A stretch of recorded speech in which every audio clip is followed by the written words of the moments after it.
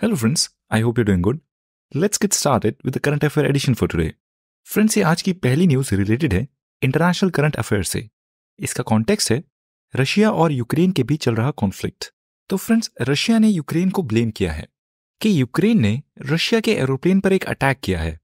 इस एरोप्लेन में रशिया अपने द्वारा कैप्चर किए गए यूक्रेनियन सोल्जर्स को ट्रांसपोर्ट कर रही थी प्रिजनर एक्सचेंज के लिए। अब प्रिजनर एक्सचेंज क्या होता है वो एग्जाम के पर्सपेक्टिव से इंपॉर्टेंट नहीं है। ब्रीफली इसकी बात करें तो प्रिजनर एक्सचेंज में दो आपस में लड़ रही कंट्री एक दूसरे के साथ अपने प्रिजनर्स को एक्सचेंज करती हैं। इस अटैक में 74 लोगों की जान चली जाती है और Russia as a response Ukraine को ब्लेम करता है और बोलता है कि this is a criminal act by Ukraine. और अब इस इवेंट के कॉन्टेक्स्ट में रशिया ने यह भी रिक्वेस्ट की है कि यूनाइटेड नेशंस की सिक्योरिटी काउंसिल में इस इवेंट को डिस्कस करने के लिए एक इमरजेंसी स्पेशल सेशन को कन्वीन किया जाए। फ्रेंड्स, ये आज की फ्रंट पेज न्यूज है, that's why we are covering it. Exam की पर्सपेक्टिव से ये इतनी इंपॉर्टेंट नहीं है। This news is part of the ongoing conflict between Russia and Ukraine. अब इस इवेंट से रिलेटेड हम इस टॉपिक की बात करते हैं, United Nations security council. Friends, इस ऑर्गेनाइजेशन को और यूनाइटेड नेशंस को ही 1945 में बनाया गया था, जब यूनाइटेड नेशंस चार्टर को साइन किया गया था। नोट्स में यूनाइटेड नेशंस की सभी बॉडीज की डिटेल्स प्रेजेंट है। फिलहाल अभी सिर्फ हम यूनाइटेड नेशंस सिक्योरिटी काउंसिल की बात करते हैं। तो यूनाइटेड नेशंस सिक्योरिटी काउंसिल का मैंडेट क्या है, मतलब इसका काम क्या है? इसका मैंडेट है इंटरनेशनल लेवल पर पीस और सिक्योरिटी को इंश्योर करना। यूनाइटेड नेशंस जनरल असेंबली में और किसी नए मेंबर को ऐड किया जाए या नहीं किया जाए उसके रिलेटेड रिकमेंडेशंस देना, और यूनाइटेड नेशंस के चार्टर में अगर कोई चेंजेस होते हैं उनको भी अप्रूव करना। Friends, United Nations security council के और भी रोल्स हैं, ये उनमें से मेजर रोल्स हैं। यूनाइटेड नेशंस सिक्योरिटी काउंसिल की पावर्स की बात करें तो यूएनएससी के पास जो पावर्स हैं वो हैं ग्लोबल लेवल पर अगर कोई इंटरनेशनल कॉन्फ्लिक्ट होता है तो उस रीजन में पीस कीपिंग ऑपरेशंस को एस्टैब्लिश करना। फ्रेंड्स, अफ्रीका के काफी सारे ऐसे डिस्टर्ब्ड रीजन्स हैं जहां पर United Nations peace keeping forces present हैं। United Nation Security Council international sanctions को भी इंपोज कर सकती है, जो कि यूएनएससी की एक मेजर पावर है। पर क्योंकि यूनाइटेड नेशन सिक्योरिटी काउंसिल में परमानेंट मेंबर्स के पास एक वीटो होती है, इसलिए ये सैंक्शन मेकिंग की पावर काफी बाइस्ड है और ये यूएनएससी का और यूनाइटेड नेशंस का ही एक मेजर क्रिटिसिज्म भी है। ये मिलिट्री एक्शंस को भी ऑथराइज कर सकती है। फ्रेंड्स, आपको ये भी पता होना चाहिए कि यूनाइटेड नेशन सिक्योरिटी काउंसिल ही सिर्फ एक ऐसी बॉडी है जिसके पास ये अथॉरिटी है कि वो ऐसे रेजोल्यूशंस को इशू कर सके जो बाइंडिंग हो। मतलब बाइंडिंग होने का मतलब है कि उन रेजोल्यूशंस को यूएनएससी के द्वारा दिए गए ऑर्डर्स को मानना जरूरी है, कंपलसरी है। और इसी के कॉन्ट्रास्ट में यूनाइटेड नेशंस जनरल असेंबली, जिसके मेंबर्स सभी यूएन मेंबर कंट्रीज हैं, उसके रेजोल्यूशंस बाइंडिंग नहीं होते। उसके रेजोल्यूशन सिर्फ एक फॉर्मेलिटी के तौर पे होते हैं, वो सिर्फ एक नरेटिव को शेप करते हैं। बट यूएनएससी के रेजोल्यूशंस में पावर होती है। यूएनएससी के पास एक और जो खास पावर है वो ये है कि it has a veto power. पर ये वीटो पावर सिर्फ परमानेंट मेंबर्स के पास होती है। आई एम अज्यूमिंग कि आपको उनके बारे में पता है। यूएनएससी के 15 में से बाकी और 10 मेंबर्स जो नॉन परमानेंट होते हैं पीरियोडिकली चेंज होते रहते हैं। परमानेंट मेंबर्स के पास तो इंडिविजुअल वीटो होती है। परमानेंट मेंबर्स में से अगर कोई भी कंट्री बोलेगी कि वी वीटो दिस, तो वो रेजोल्यूशन पास नहीं होगा। बट नॉन परमानेंट मेंबर्स वो मिलकर वीटो कर सकते हैं, क्योंकि किसी भी रेजोल्यूशन को पास होने के लिए जरूरी है कि उस रेजोल्यूशन को यूनाइटेड नेशन सिक्योरिटी काउंसिल के नॉन परमानेंट मेंबर्स में से कम 7 नॉन परमानेंट मेंबर्स भी पास करें। मतलब यूनाइटेड नेशन सिक्योरिटी काउंसिल के 10 नॉन परमानेंट मेंबर्स में से 7 नॉन परमानेंट मेंबर्स का वोट जरूरी है। इसको बोला जाता है collective veto. Alright, let's move on to this next news. ये न्यूज रिलेटेड है मिनिस्ट्री ऑफ टेलीकॉम से। इसका कॉन्टेक्स्ट है टेलीकम्युनिकेशन एक्ट 2023, जिसको पिछले ही महीने पार्लियामेंट के विंटर सेशन में पास किया गया है और प्रेसिडेंट के असेंट के बाद now it has become a law. तो ये न्यूज कोई इतनी इंपॉर्टेंट न्यूज नहीं है, but we are covering it क्योंकि ये एक्ट एग्जाम के पर्सपेक्टिव से अब एक इंपॉर्टेंट एक्ट है। तो इस एक्ट के कॉन्टेक्स्ट में यूनियन टेलीकॉम मिनिस्टर अश्वनी वैष्णव बोलते हैं कि इस एक्ट के द्वारा इंट्रोड्यूस किए गए रिफॉर्म्स आने वाले अब कई सालों के लिए इफेक्टिव रहेंगे और रेलिवेंट रहेंगे। वो बोलते हैं कि इस टेलीकम्युनिकेशन एक्ट ऑफ 2023 ने, जो कि एक मेजर रिफॉर्मिंग एक्ट है, उसने लाइसेंस परमिट रेजीम को, जहां पहले लाइसेंसेस इशू होते थे, उसको चेंज करके अब एक calculated authorisation for an extended period इस रेजीम पर शिफ्ट कर दिया है। फ्रेंड्स, इस एडिशन की लेंथ को छोटा रखने के लिए इस लॉ पर अभी हम डिटेल में बात नहीं कर रहे, बट विंटर सेशन में जब ये पास हुआ था उस समय पर इस लेजिस्लेशन पे हमने डिटेल में बात की थी, काफी एडिटोरियल्स को भी कवर किया था। I hope you followed it back then, और अभी भी आप डिस्क्रिप्शन में दिए गए लिंक से नोट्स को एक्सेस कर सकते हैं। उन नोट्स में इस लेजिस्लेशन की और विंटर सेशन में और मॉनसून सेशन में पास किए गए और लेजिस्लेशंस की डिटेल्स प्रेजेंट हैं। It will help you, you can read it. Alright, let's move on to this next news. ये न्यूज रिलेटेड है वाराणसी के डिस्ट्रिक्ट कोर्ट से, जिसने आर्कियोलॉजिकल सर्वे ऑफ इंडिया को ऑर्डर दिया है कि उनके द्वारा अभी रिसेंटली ज्ञान व्यापी मॉस्क में किए गए सर्वे की रिपोर्ट को पब्लिकली रिलीज कर दिया जाए।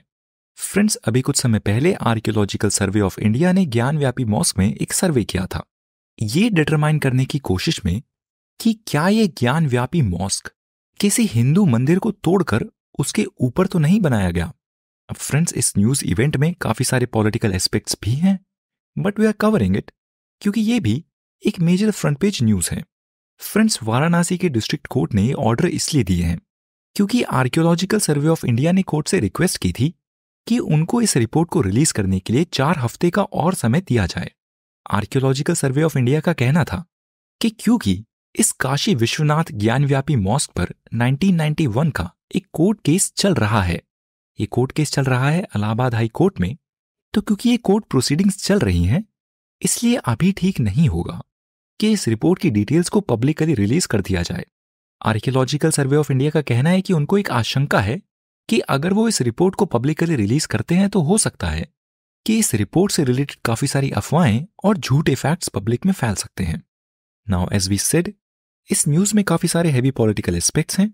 एग्जाम के पर्सपेक्टिव से ये एज सच इतनी इंपॉर्टेंट नहीं है, but it is something you should have a general awareness about, that's why we covered it. इस इवेंट में और कोई अपडेट्स होते हैं, वील फॉलो इट अप। अब इस इवेंट से रिलेटेड हम बात करते हैं लॉर्ड कर्जन की। अब लॉर्ड कर्जन इस इवेंट से कैसे रिलेटेड है? फ्रेंड्स, लॉर्ड कर्जन जो इंडिया के वाइसरॉय थे 1899 से 1905 तक, उन्होंने काफी सारे कंट्रोवर्शियल स्टेप्स लिए थे, पर उनका इंडिया की हेरिटेज को कंजर्व करने में एक मेजर रोल था। उनका आर्कियोलॉजिकल सर्वे ऑफ इंडिया को भी बनाने में एक मेजर रोल था। फ्रेंड्स, लॉर्ड कर्जन को इंडिया के हिस्टोरिक मॉन्यूमेंट से काफी प्यार था और वो चाहते थे कि इसको कंजर्व किया जाए और उसको रिस्टोर किया जाए अपने पुराने स्टेट में। फ्रेंड्स, इंडिया के गवर्नर जनरल्स एक ऐसा टॉपिक है जिसकी जानकारी आपको होनी चाहिए अपनी मॉडर्न हिस्ट्री की प्रिपरेशन के दौरान। करंट अफेयर प्रिपरेशन में मॉडर्न हिस्ट्री के रेफरेंस काफी कम आते हैं। आई होप आप अपनी स्टैटिक प्रिपरेशन में मॉडर्न हिस्ट्री को अच्छे तरीके से अब तक कवर कर चुके होंगे। फ्रेंड्स, मॉडर्न हिस्ट्री की प्रिपरेशन के लिए आप स्पेक्ट्रम बुक को रेफर कर सकते हैं या आप बिपिन चंद्रा को रेफर कर सकते हैं। और क्योंकि जनवरी अभी खत्म होने वाला है, आई होप आपकी स्टैटिक प्रिपरेशन अब तक खत्म हो चुकी होगी या होने वाली होगी। फ्रेंड्स, लॉर्ड कर्जन के द्वारा और लिए गए मेजर स्टेप्स की बात करें तो फ्रेंड्स, लॉर्ड कर्जन ने 1902 में यूनिवर्सिटीज कमीशन को भी एस्टैब्लिश किया था। फ्रेंड्स, लॉर्ड कर्जन ने 1904 में एंशिएंट मॉन्यूमेंट्स प्रिजर्वेशन एक्ट को भी पास किया था और 1905 में लॉर्ड कर्जन ने बंगाल का पार्टीशन कर दिया था, जो कि एक मेजर स्टेप था, जिसके बाद फिर स्वदेशी मूवमेंट स्टार्ट हुआ था और फिर 1911 में ये पार्टीशन ऑफ बंगाल एनल हो गया था। आई होप आप अपनी मॉडर्न हिस्ट्री प्रिपरेशन में ये सब पढ़ चुके होंगे। If you have any other doubts regarding your static preparation, feel free to leave a comment. Friends, ये नेक्स्ट न्यूज रिलेटेड है 22 जनवरी को हुए मेजर इवेंट से, जो है अयोध्या के राम टेम्पल में लॉर्ड राम की प्राण प्रतिष्ठा, जिसको सक्सेसफुली कर दिया जा चुका है। इस सेरेमनी में Indian prime minister Narendra Modi का एक मेजर रोल था, जिन्होंने बोला कि आज का ये इवेंट एक हिस्टोरिक इवेंट है और ये आज का दिन भी एक हिस्टोरिक दिन है। इस इवेंट के सक्सेसफुल कंप्लीशन के बाद नरेंद्र मोदी अपनी स्पीच में फिर जुडिशरी की भी तारीफ करते हैं, इंडिया में लॉ एंड जस्टिस की डिग्निटी को अपहोल्ड करने के लिए। फ्रेंड्स, ये नेक्स्ट न्यूज इवेंट भी राम मंदिर से ही रिलेटेड है।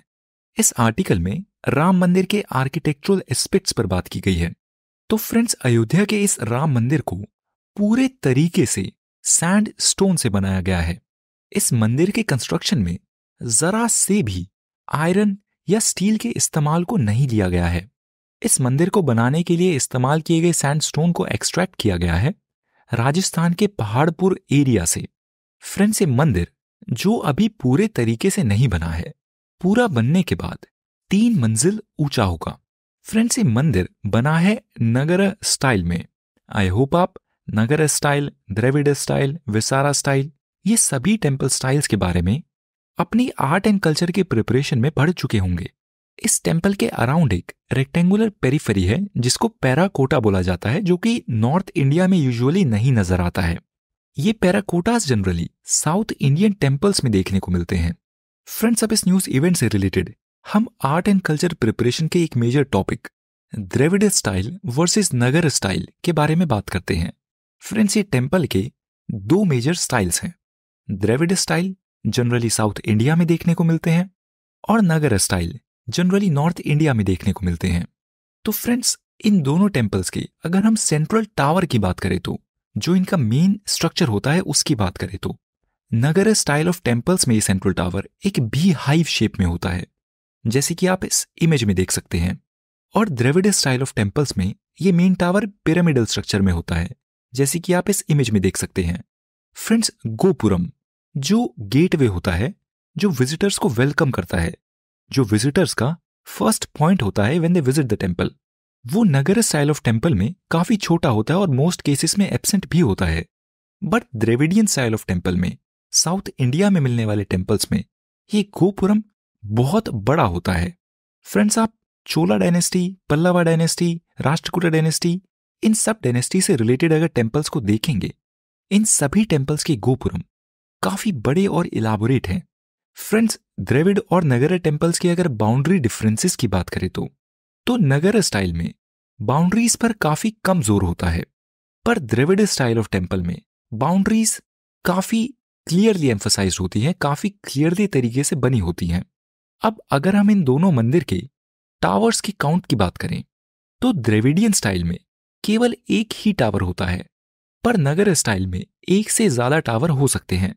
आप अगर राम टेम्पल को भी देखें तो देखिए इसमें कितने सारे टावर हैं, 1, 2, 3, 4, 5। पर अगर आप द्रविडियन स्टाइल का कोई टेम्पल देखेंगे तो उसमें केवल एक ही टावर होता है। For example Meenakshi temple.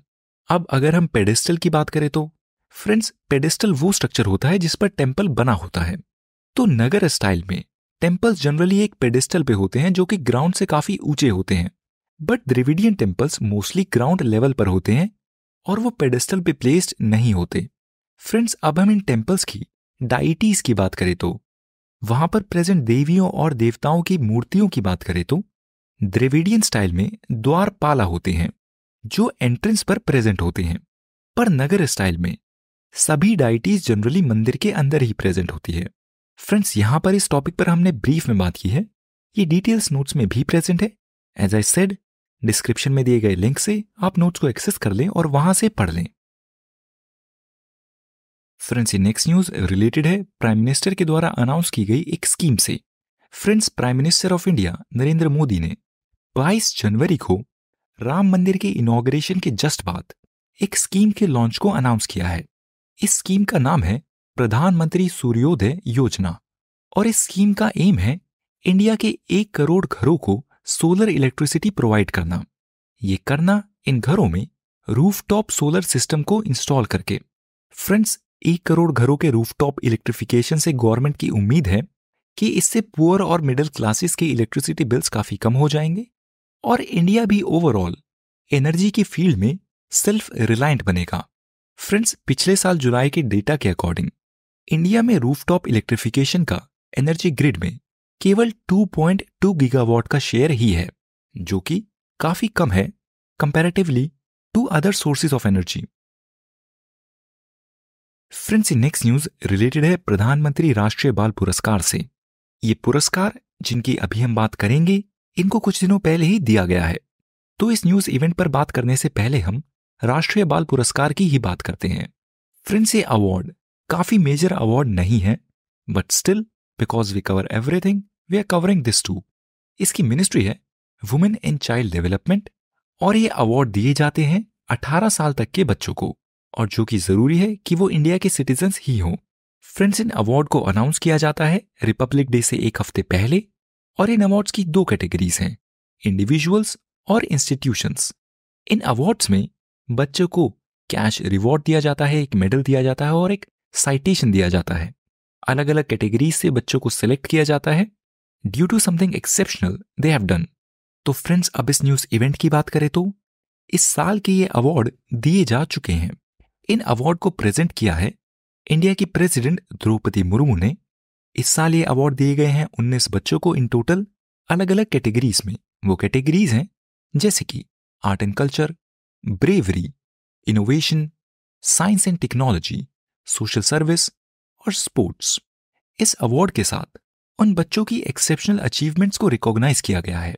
Friends, as I have mentioned, exam के पर्सपेक्टिव से ये हाईली इंपॉर्टेंट नहीं है, but this is something that you should be aware of.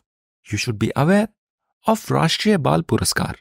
ये डिटेल्स नोट्स में भी प्रेजेंट है, आप अपने नोट्स में भी इन डिटेल्स को ब्रीफली मेंशन कर लें। Friends, let's move on to this next news. ये नेक्स्ट न्यूज रिलेटेड है भारत रत्न अवार्ड से, जिसको भी अभी कुछ समय पहले अनाउंस किया गया है। इस साल का भारत रत्न अवार्ड दिया गया है कर्पूरी ठाकुर को पोस्ट ह्यूमसली, यानी कि उनके गुजर जाने के बाद। फ्रेंड्स, पहले हम भारत रत्न की ही बात करते हैं इस अवार्ड की। तो फ्रेंड्स, भारत रत्न इंडिया का हाईएस्ट सिविलियन अवार्ड है जो दिया जाता है for exceptional service of the highest order के लिए। फ्रेंड्स, 2011 तक यह अवार्ड लिमिटेड था सिर्फ आर्ट्स की फील्ड तक, लिटरेचर तक, साइंस तक और पब्लिक सर्विसेज तक। बट 2011 के बाद गवर्नमेंट ने इस अवार्ड के क्राइटेरिया को एक्सपैंड कर दिया, और ये अवार्ड अब दिया जाता है for any field of human Endeavour. मतलब इस अवार्ड की क्राइटेरिया को, इस अवार्ड की क्वालिफिकेशन को अब बहुत वाइडन किया जा चुका है। फ्रेंड्स, जिसको ये अवार्ड मिलता है, whoever is holder of Bharat Ratna, उसकी ऑर्डर ऑफ प्रेसिडेंस में 7th रैंक होती है। अब ये ऑर्डर ऑफ प्रेसिडेंस क्या होता है, ये पॉलिटी एंड गवर्नेंस का एक टॉपिक है, इसके बारे में आप खुद पढ़ें।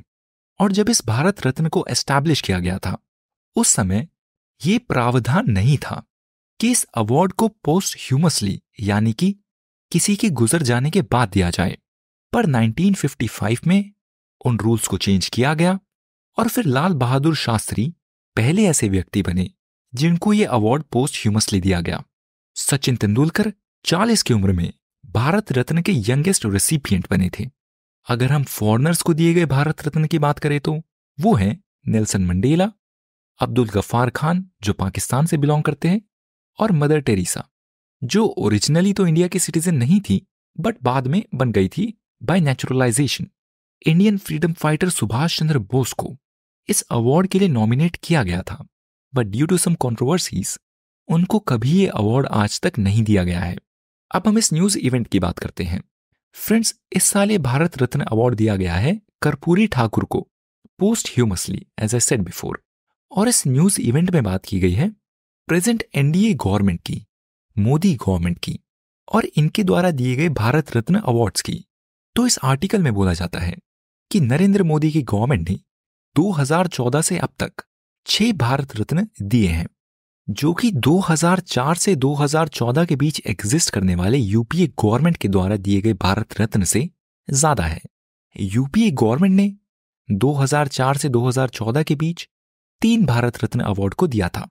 फ्रेंड्स, इस साल तो ये भारत रत्न अवार्ड दिया गया है कर्पूरी ठाकुर को, पर इससे पहले मोदी गवर्नमेंट के द्वारा ये अवार्ड दिया जा चुका है अटल बिहारी वाजपेयी को, मदन मोहन मालवीय को, नाना देशमुख को, भूपेन हजारिका को और फॉर्मर प्रेसिडेंट प्रणब मुखर्जी को।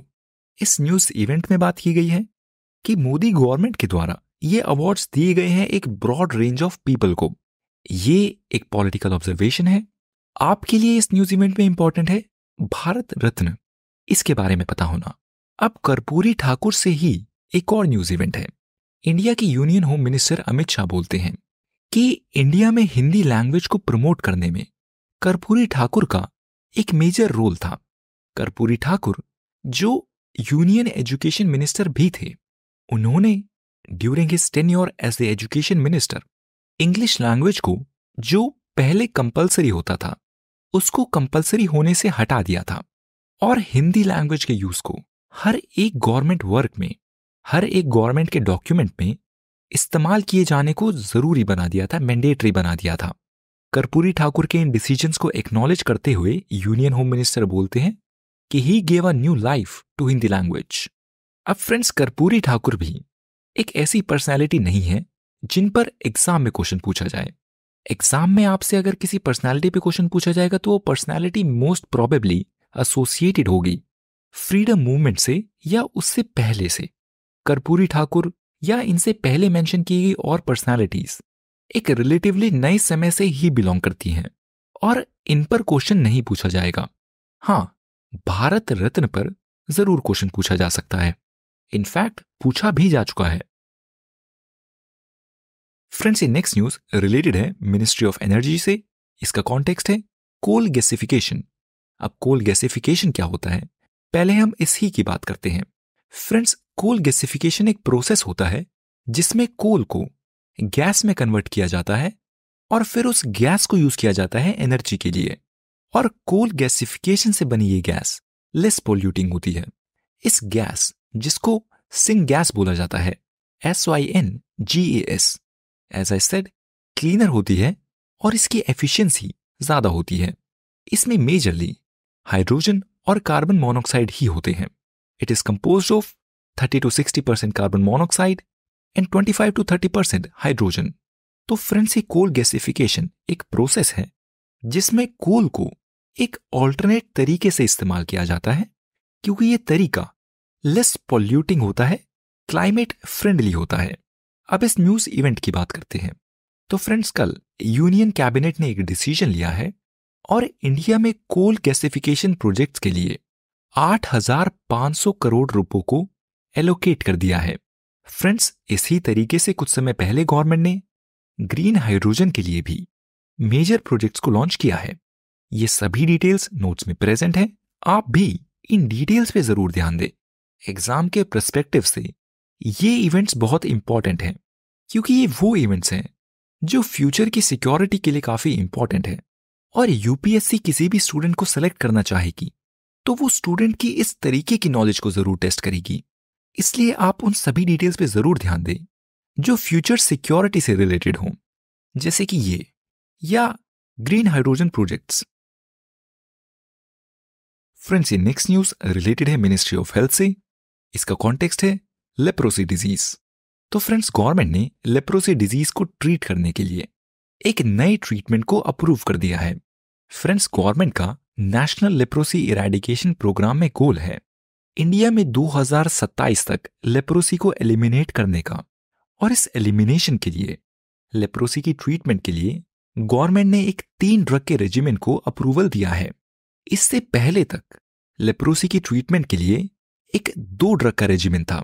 मतलब अब लेप्रोसी पेशेंट्स को 3 ड्रग दिए जाएंगे। उससे पहले जो स्टैंडर्ड ट्रीटमेंट था उसमें 2 ड्रग दिए जाते थे। फ्रेंड्स, ये अप्रूव किया गया leprosy treatment regiment world health organisation के द्वारा ऑलरेडी अप्रूव्ड है। लेप्रोसी की ट्रीटमेंट के इन ड्रग्स की बात करें तो वो हैं डिप्सॉन, रिफैम्पिसिन और क्लोफेजिमिन। अब एग्जाम के पर्सपेक्टिव से ये नाम इंपॉर्टेंट नहीं है, बट अगर इन नाम को पढ़ने से ये इंफॉर्मेशन आपके माइंड में और बेहतर तरीके से कंसोलिडेट होती हो तो आप इसके बारे में पढ़ लें। फ्रेंड्स, इस तरीके की ट्रीटमेंट को मल्टी ड्रग थेरेपी बोला जाता है और ये अप्रूवल दिए गए हैं साइंटिफिक बेसिस पर। फ्रेंड्स, लेप्रोसी डिजीज की बात करें तो ये एक क्रॉनिक इन्फेक्शियस डिजीज है। क्रॉनिक मतलब जो कभी ट्रीट नहीं होती और लाइफ टाइम तक रहती है, जो कि होती है एक माइकोबैक्टीरियम से जिसका नाम है लेप्रे। और ये एक व्यक्ति से दूसरे व्यक्ति तक फैलती है ड्रॉपलेट्स के थ्रू, जिस तरीके से कोविड फैलता था या कोई और साधारण फ्लू फैलता है। As I said friends, government का प्लान है 2027 तक इंडिया से लेप्रोसी को एलिमिनेट करने का। Alright, let's move on to this next news. ये न्यूज रिलेटेड है इंटरनेशनल करंट अफेयर से। इसका कॉन्टेक्स्ट है, न्यूज में आई एक रिपोर्ट जिसमें बोला गया था कि चाइना का एक वेसल मालदीव्स में जा रहा है, मालदीव्स के वाटर्स में एंटर कर रहा है रिसर्च करने के लिए।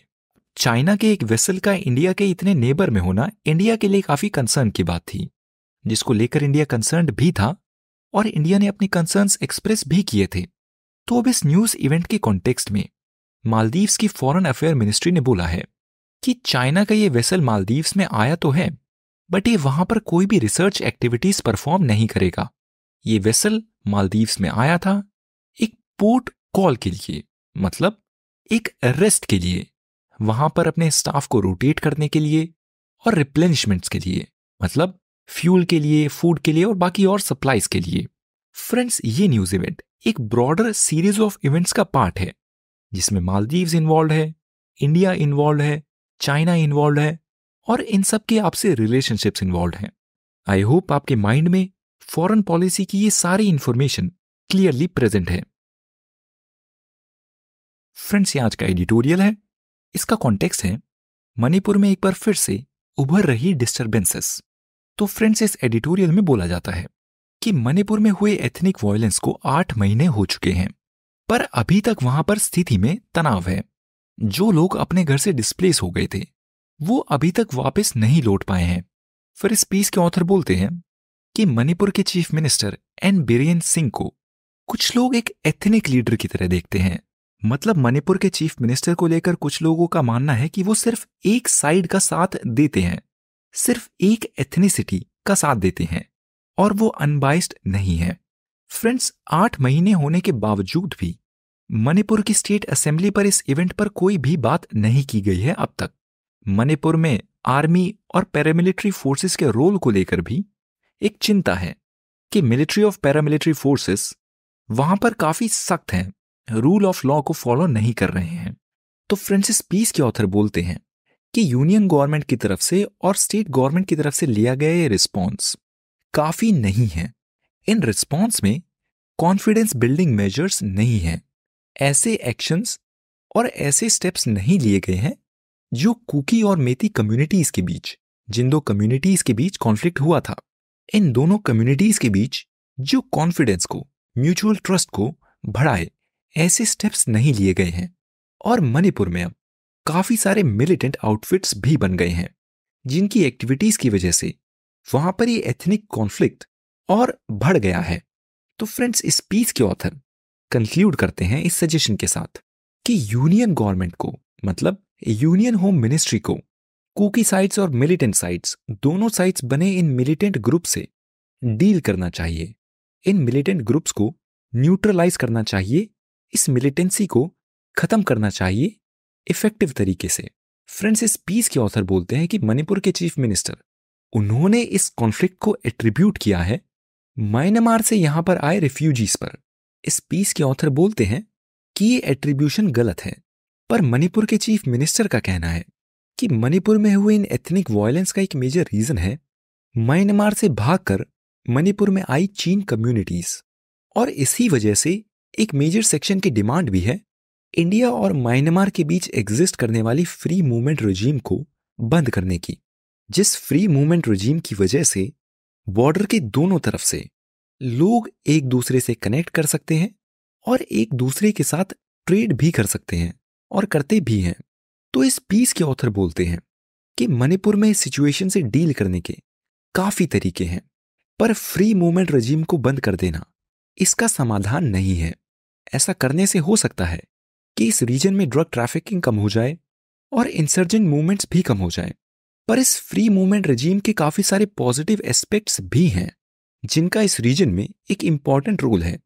तो इस पीस के ऑथर बोलते हैं कि गवर्नमेंट को इस रीजन में बढ़ रही मिलिट्रलाइजेशन को कंट्रोल करना चाहिए, दोनों कम्युनिटीज के बीच कॉन्फिडेंस बिल्डिंग पर काम करना चाहिए, पर फ्री मूवमेंट रेजीम को करना एज अ फर्स्ट स्टेप सही स्टेप नहीं है। फ्रेंड्स, ये आज का एक्सप्लेनर पीस है और इसका कॉन्टेक्स्ट है इंडिया और म्यांमार के बीच एग्जिस्ट करने वाला free movement regime. Free movement regime क्या होता है? Let's talk about it. तो friends, union home minister Amit Shah ने कुछ समय पहले अनाउंस किया था कि इंडिया और म्यांमार के बीच एग्जिस्ट करने वाले 1643 किलोमीटर के बॉर्डर को फेंस कर दिया जाएगा। वहां पर एक फेंस से बाउंड्री को बना दिया जाएगा और इस फेंसिंग के साथ साथ इंडिया और म्यांमार के बीच एग्जिस्ट करने वाली फ्री मूवमेंट रिजीम को भी रिकंसिडर किया जाएगा, यानी कि इस पर एक बार फिर से विचार किया जाएगा और हाई चांसेस हैं कि इसको बंद कर दिया जाए। तो फ्रेंड्स, ये फ्री मूवमेंट रिजीम क्या है? Friends, free movement regime as it is clear by the name, ये बॉर्डर में रहने वाले लोगों को परमिशन देता है कि वो एक कंट्री से दूसरी कंट्री के बीच मूव कर सके बिना किसी वीजा के। और इस लोगों के फ्री मूवमेंट को बंद करना ही एक गवर्नमेंट का रीजन है इस फ्री मूवमेंट ऑफ रिजीम को रेगुलेट करने की सोच पर। फ्रेंड्स, अब हम इस फ्री मूवमेंट रिजीम के हिस्टोरिकल कॉन्टेक्स्ट की बात करते हैं कि इस रीजन की हिस्ट्री क्या है, इस बॉर्डर की क्या हिस्ट्री है। फ्रेंड्स, 19th सेंचुरी से पहले तक नॉर्थ ईस्ट इंडिया पूरे तरीके से बर्मा के कंट्रोल में था, यानी कि म्यांमार के कंट्रोल में था। फिर 19th सेंचुरी की शुरुआत में हुई वॉर्स के बाद कंक्लूड की गई ट्रीटी ऑफ येंडोबो, जिसको 1826 में साइन किया गया था। इस ये ट्रीटी जो एग्जाम के पर्सपेक्टिव से इंपॉर्टेंट है, इस ट्रीटी ने इंडिया और म्यांमार के बीच आज एग्जिस्ट करने वाली बाउंड्री को एस्टैब्लिश किया था। पर फ्रेंड्स, क्योंकि ये पूरा रीजन डिवीजन से पहले एक सिंगल रीजन था, इस बाउंड्री ने एक ही कल्चर, एक ही एथनिसिटी के लोगों को दो अलग अलग कंट्रीज में डिवाइड कर दिया। Friends, boundaries generally over the time develop होती हैं और वो काफी नेचुरल होती हैं, पर इंडिया और म्यांमार के बीच बनी बाउंड्री किसी रिवर से नहीं बनी, ना तो किसी माउंटेन डिवाइड से बनी है, पर ये एक पॉलिटिकल बाउंड्री है। और इन दोनों साइड्स इंडिया और म्यांमार के बीच ज्यादा कल्चरल डिफरेंसेस नहीं है।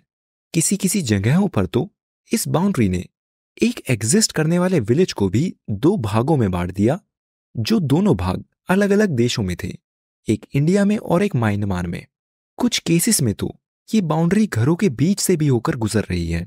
The emphasis is on the point कि ये बाउंड्री नेचुरल नहीं है बट प्योरली पॉलिटिकल है, जिसको 1826 में ब्रिटिशर्स के द्वारा बनाया गया था after the treaty of Yandabo. Friends, अब इस फ्री मूवमेंट रिजीम की बात करें तो इंडिया और म्यांमार के बीच एग्जिस्ट करने वाले फ्री मूवमेंट रिजीम को इंट्रोड्यूस किया गया था 2018 में, जब नरेंद्र मोदी गवर्नमेंट ने एक्ट ईस्ट पॉलिसी को लॉन्च किया था। इस फ्री मूवमेंट रिजीम में बॉर्डर के दोनों साइड्स, इंडियन साइड और म्यांमार साइड रहने वाली पॉपुलेशन के पास परमिशन होती है कि वो बिना वीजा के 16 किलोमीटर तक अंदर ट्रैवल कर सकते हैं। और इस फ्री मूवमेंट रिजीम से दोनों साइड्स के बीच ट्रेड बढ़ा है। म्यांमार की पॉपुलेशन इंडिया को एक्सेस कर सकती है बेहतर एजुकेशन के लिए, स्कूल्स के लिए, हेल्थ केयर फैसिलिटीज के लिए जैसे कि हॉस्पिटल्स के लिए, और इससे म्यांमार और इंडियन साइड्स दोनों को काफी पॉजिटिव बेनिफिट्स मिलते हैं। अब बात करते हैं कि इस फ्री मूवमेंट रिजीम को फिर से क्यों कंसिडर किया जा रहा है। फ्रेंड्स, इंडिया और म्यांमार का बॉर्डर पूरे तरीके से अनफेंस्ड है, सिर्फ मणिपुर में एक 10 किलोमीटर के स्ट्रेच को छोड़कर। और इस अनफेंस्ड बॉर्डर की वजह से इंडिया की सिक्योरिटी फोर्सेस को काफी चिंता होती है म्यांमार से आने वाले एक्सट्रीमिस्ट ग्रुप्स को कंट्रोल करने में, जो इंडिया में आते हैं, यहां पर अटैक्स करते हैं और फिर वापस चले जाते हैं। इस ओपन बॉर्डर में ड्रग ट्रैफिकिंग भी की जाती है और वाइल्ड लाइफ ट्रैफिकिंग भी की जाती है। और इस ट्रैफिकिंग के साथ साथ मणिपुर की गवर्नमेंट ने अभी कुछ समय पहले यह भी कहा है कि इस ओपन बॉर्डर से म्यांमार से काफी सारे लोग आ रहे हैं इलीगली, जो कि मेजरली बिलोंग करते हैं कुकी चीन कम्युनिटीज से। और मणिपुर के चीफ मिनिस्टर ने इस सिचुएशन को ब्लेम किया है फ्री मूवमेंट रिजीम पर, इसलिए वो चाहते हैं, उनकी होम मिनिस्ट्री से गुजारिश है कि इस फ्री मूवमेंट रिजीम को बंद कर दिया जाए। तो फ्रेंड्स, अब बात करते हैं कि सिक्योरिटी फोर्सेस की चाहत है कि इस फ्री मूवमेंट रिजीम को बंद कर दिया जाए, मणिपुर के चीफ मिनिस्टर भी चाहते हैं, तो फिर वो लोग कौन हैं जो इस डिसीजन को ओपोज कर रहे हैं, जो नहीं चाहते कि ये फ्री मूवमेंट रिजीम बंद हो। तो फ्रेंड्स, मणिपुर के चीफ मिनिस्टर तो चाहते हैं कि ये फ्री मूवमेंट बंद कर दी जाए, पर मिजोरम के चीफ मिनिस्टर ऐसा नहीं चाहते। वो बोलते हैं कि इंडिया और म्यांमार के बीच का ये बॉर्डर नेचुरल नहीं है और इस बॉर्डर्स को ब्रिटिशर्स के द्वारा बनाया गया है और ये वहां की कम्युनिटीज के अपने एक साथ रहने के राइट को छीनता है। मिजोरम के चीफ मिनिस्टर का कहना है कि ये बनाया गया बॉर्डर कोई नेचुरल नहीं है, ये बॉर्डर्स ब्रिटिशर्स के द्वारा थोपा गया है और इन बॉर्डरिंग कम्युनिटीज के पास इतनी फ्रीडम होनी चाहिए कि ये आपस में घुल मिलकर रह सके। अगर इस फ्री मूवमेंट रजीम को बंद कर दिया जाएगा तो उनका ये राइट छिन जाएगा। फ्रेंड्स, नागालैंड की गवर्नमेंट, जहां पर बीजेपी पावर है, उन्होंने इस इवेंट पर कोई स्टेटमेंट नहीं दी है, पर नागालैंड की स्टूडेंट फेडरेशन भी इस फ्री मूवमेंट रजीम के बंद करने के खिलाफ है। उनका कहना है कि अगर ये डिसीजन लिया जाता है तो ये रिग्रेसिव होगा और इससे इस रीजन के कॉन्फ्लिक्ट्स और बढ़ेंगे, ना कि कम होंगे।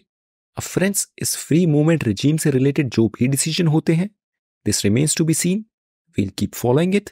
अभी के लिए आपके लिए इतनी जानकारी काफी है। Now friends, I will see you again after a little break. Friends, regular editions फिर से स्टार्ट होंगे। अभी कुछ दिनों के लिए ये एडिशंस इर्रेगुलर रहेंगे because I'm working on a project which will only help you guys. So please, thank you for understanding. Have a good day. Bye. Have a good day. Bye. Have a good day. Bye. Have a good day. Bye.